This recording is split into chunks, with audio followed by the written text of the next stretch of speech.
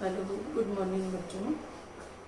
हमने गद्य पाठ का एक लेसन पढ़ा, दुख का अधिकार, और वो आपको समझ में आ गया होगा और उसके प्रश्न उत्तर भी आपको पहुंच गए हैं। हम अब पद्य का फर्स्ट लेसन पढ़ेंगे, रेदास।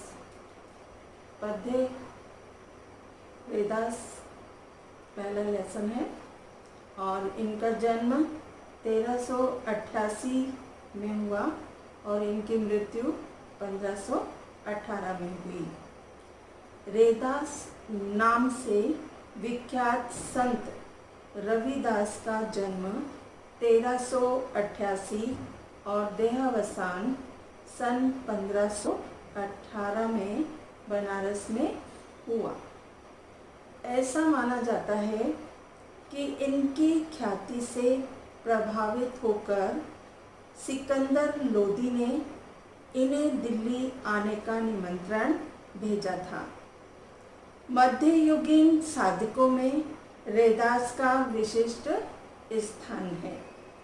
यानी मध्य युग के अंदर जो साधक हैं, उनके अंदर जितने भी साधक हैं उनमें रेदास का विशिष्ट स्थान बताया गया है।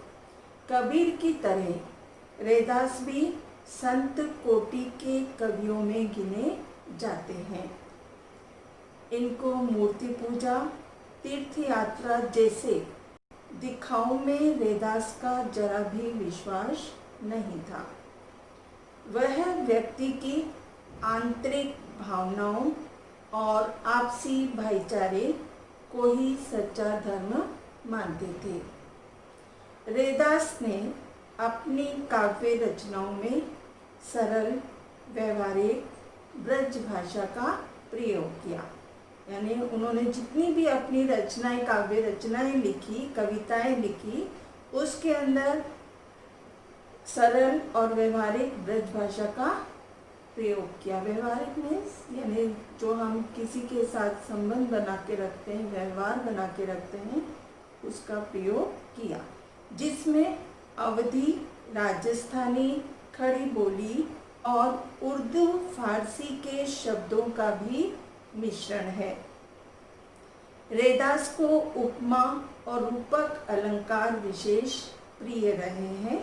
सीधे सादे पदों में संत कवि ने हृदय के भाव बड़ी सफाई से प्रकट किए हैं।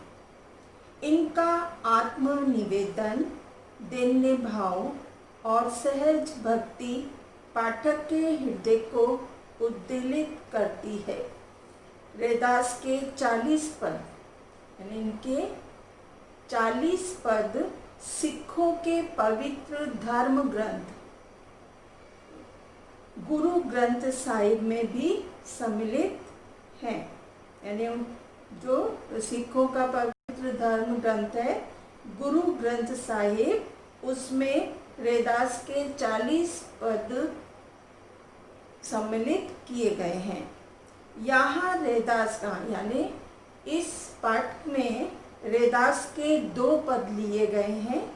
पहले पद में प्रभु जी तुम चंदन हम पानी में, कवि अपने आराध्य को याद करते हुए उनसे अपनी तुलना करता है। उसका प्रभु बाहर कहीं नहीं, कहीं किसी मंदिर या मस्जिद में नहीं विराजता, वरन उसके अपने अंदर हमेशा विद्यमान रहता है। यही नहीं, वे हर हाल में, हर काल में उससे श्रेष्ठ और सर्वगुण संपन्न है। इसलिए तो कवि को उन जैसा बनने की प्रेरणा मिलती है। और दूसरे पद में, यानी पहले पद के अंदर तो रेदास ने जो बताया कि हे प्रभु तुम चंदन तो हम क्या हैं, पानी, तो अपने आराध्य को याद करते हुए उन्होंने अपनी तुलना की है।